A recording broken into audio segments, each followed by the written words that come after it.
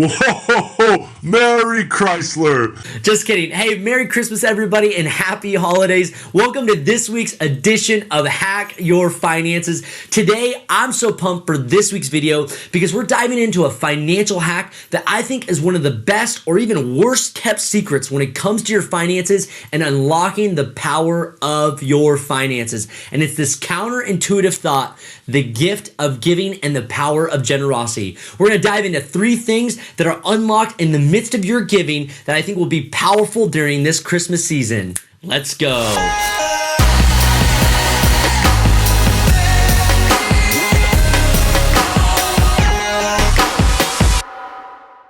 Well, man, Christmas season is one of my favorite times of the year because it's a season where I think we all get a little bit more joyful, we all get a little bit more excited, and really what I love about it is people begin to broaden their horizons and start to step into this idea of giving and this idea of generosity. And so today we're going to be diving into 3 things that will help you go to the next level in your finances when it comes to stepping into a lifestyle of giving, a lifestyle of generosity, and really even me sharing some of the stories and some of the impact that me and my wife have seen in the midst of our giving journey. And man, when it comes to your finances, generosity is one of those topics that I love talking about and diving into. And the reason why is because it sounds so counterintuitive. Really, for most people, when they think about their finances, when they think about their current money conditions, they think about, man, I don't have enough. And so the thought of giving money away literally sounds like the worst idea in the world.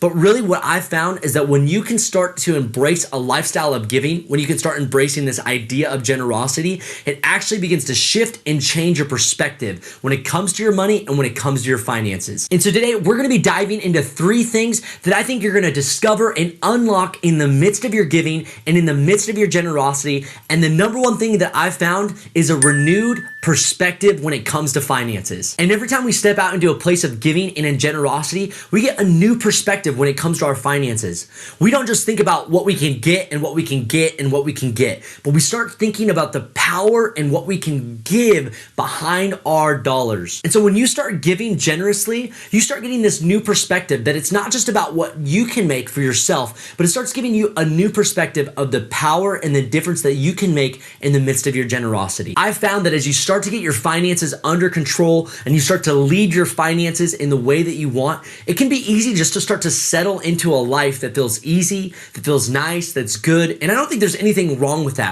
But man, the moment we started stepping out into a bigger place of generosity, we literally had a moment where we stopped and we said, man, I can't settle for what I have. And it's not because I'm not happy or grateful or because I want more exterior things. It's because I started realizing that if I start expanding my horizon, if I start getting a new perspective, if I start living out this life of a world being larger and larger in the midst of generosity, that I can look for more and more opportunities to make a difference in my giving. And that is one of the number one things that happens when you embrace a lifestyle of giving and of generosity. There's this amazing scripture and proverb that says that the world of the generous grows larger and larger. And man, these words couldn't be more true. And that's one of the reasons why I love giving and why I love generosity is that it really honestly opens up and changes not just our perspective, but how we position our heart and really our lives when it comes to finances. I think one of the best examples and the ways that I can illustrate the difference between a person that's getting a bigger life when it comes to generosity is the difference between a person that has an open hand or a closed fist.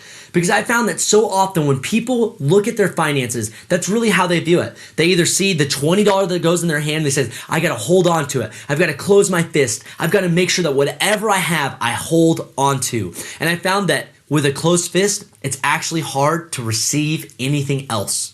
But that other person that has an open hand that says, hey, what I've been given, I can freely give away, that I've created space in my life to be generous, to be able to give things away. And I found that that's really where this comes to life, that your world gets bigger, that, hey, I might have $20 in my hands, but I'm going to use it to make a difference, to be generous. And in the midst of that, my open hand is actually positioned to have a bigger world and to be able to have a bigger impact in my life. And the third and final thing that happens when you live a lifestyle of generosity is that your dollar is bigger than you. And man, this is probably the number one thing that I love about giving and generosity is the fact that my dollars that I give are so much bigger than myself, because they're bigger than just myself, what I want, the new house, the new car, the food that I want, or the vacation that I want to go on. But every time I step out into a place of giving and of generosity and making a difference, that I recognize that $1 goes so much further and makes a bigger impact than me getting that thing that I think I just want. And so I want to encourage you during this holiday season, look for opportunities to be able to make a difference, that you'd be a person that lives their life not with a closed fist, but with an open hand, looking for ways to be generous and to step out to make a difference. And like I said, there are countless opportunities. There are countless local churches. There's countless local nonprofits. There's so many avenues that are making a difference. And I don't just want to live my life big enough for myself or big enough for my family, but I want to be able to make a difference in this day and in this age to leave a legacy that's bigger than myself. And friends, that starts with the power of generosity in the gift of giving. And as we wrap up 2020, I want to wrap up this year being a person that's marked by giving and marked by generosity, not just navigating my personal finances, but navigating my finances to be able to make a difference. And so I want to encourage you as we wrap up 2020, let's end this year as a year where we're giving generously like never before. And not only that, we can beat the tax man, and every dollar that we're giving is actually tax deductible when we're giving to an official local nonprofit or local church.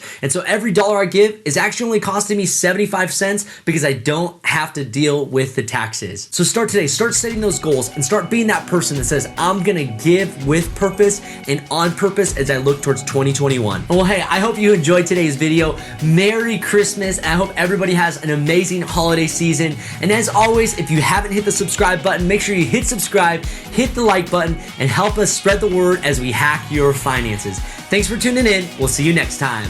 Peace.